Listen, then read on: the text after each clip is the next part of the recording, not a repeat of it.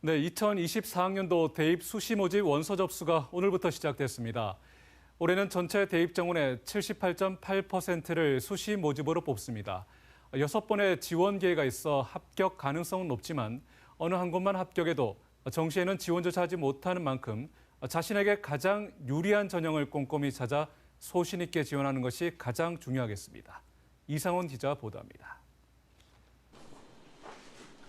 대구의 한 고등학교 진학 지도실. 고3 수험생이 수시 모집 원서 접수를 어떻게 할지 교사와 상담하고 있습니다.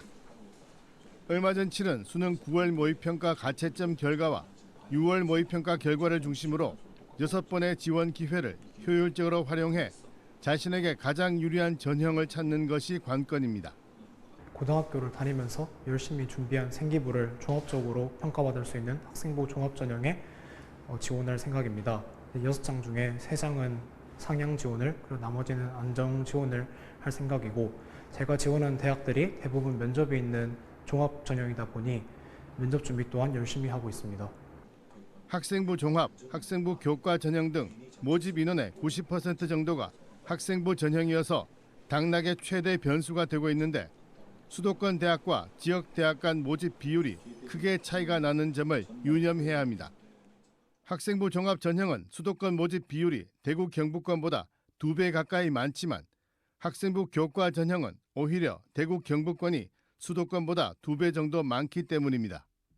수도권 이상의 대학에 지원하려는 상위권 학생의 경우는 소신 지원과 안정 지원을 적절히 안배하여 지원을 하는 것이 좋을 것 같습니다. 대구 경북권 대학에 지원을 하려는 학생들은 수시 모집 비중이 큰 것을 감안하여 정시보다는 수시 전형을 최대한 활용하는 것이 좋을 것 같습니다. 수시보다 정시에 주력할 때도 수능 시험에서 좋지 않은 결과가 나올 때에 대비해 수시 지원을 검토하는 것이 필요합니다.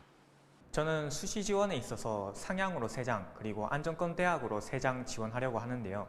평소 모의고사 성적도 괜찮게 나오고 있어서 정시까지 바라보고 있기 때문에 수능 이후에 면접이 있는 단계별 전형으로 지원하려고 합니다.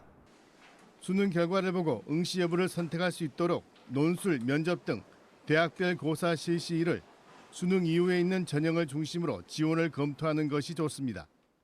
수능 경쟁력보다 학생부 경쟁이 월등히 우수한 학생이라면 수능 전 대학별 고사를 실시하는 전형이 유리할 수 있고, 반면 학생부보다 수능이 우수한 학생은 수능 이후에 대학별 고사를 실시하는 전형이 유리할 수 있을 것 같습니다.